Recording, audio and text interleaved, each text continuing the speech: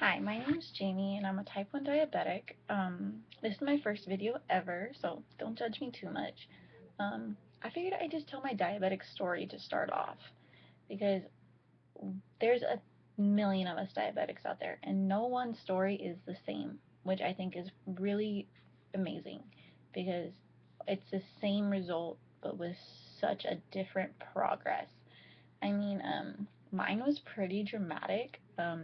I got diabetes when I was 9, and it happened 2 days after Thanksgiving.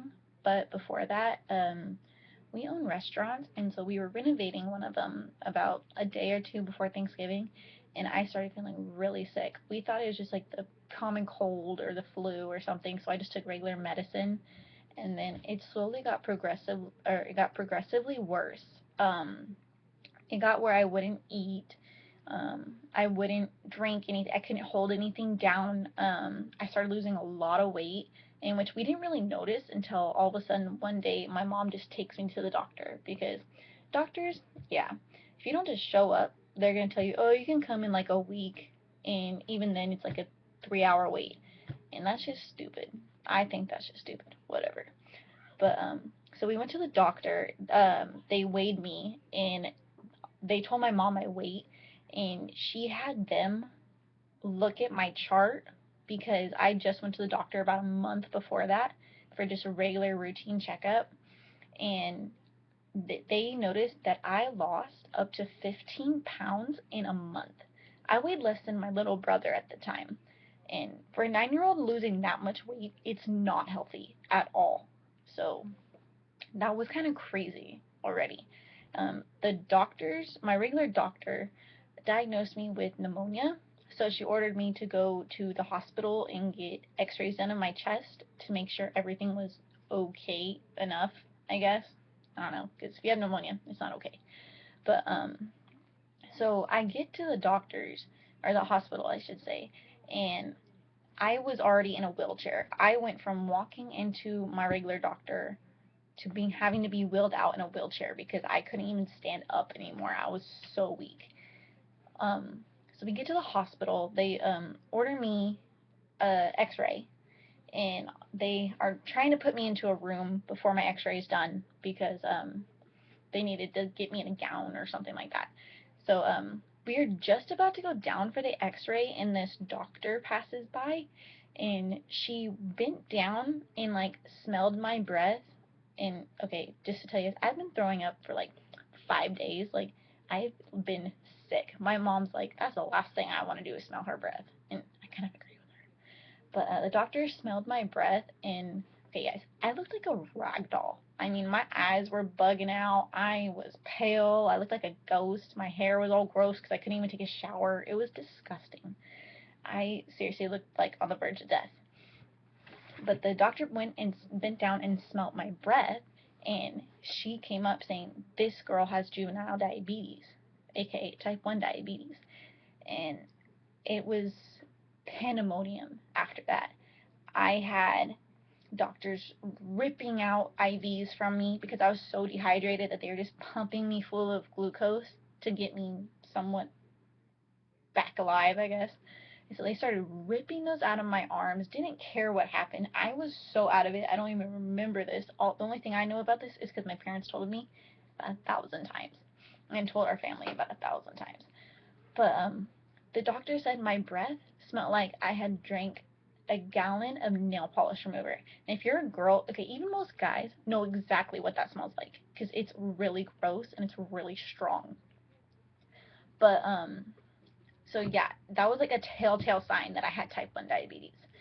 And after that, the order, I was still supposed to get my X-ray done. She still wanted me to get done. So they called down and said, "Move everyone out of line. This girl's going first. It's life or death situation." And the orderly looked at my mom, and he was pushing my wheelchair, and he told her, "You better keep up." And when he meant by that, he was sprinting.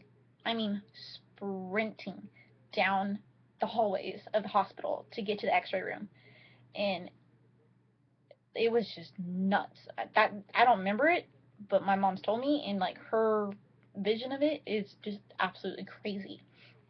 I get my X-ray done, and then they get me up into the room. They're doing all this stuff. I mean, like, I have different IVs in me. I'm being put in a gown. I'm passed out at this point. I don't register anything. Um, but I was ended up in the hospital for about 4 or 5 days. They said I was in a ketoacidosis state, meaning that if that doctor hadn't come by and seen me, they said that by the time I got downstairs to the X-ray room, I would have most likely either come up in a diabetic coma, of which I most likely would never have woken up from.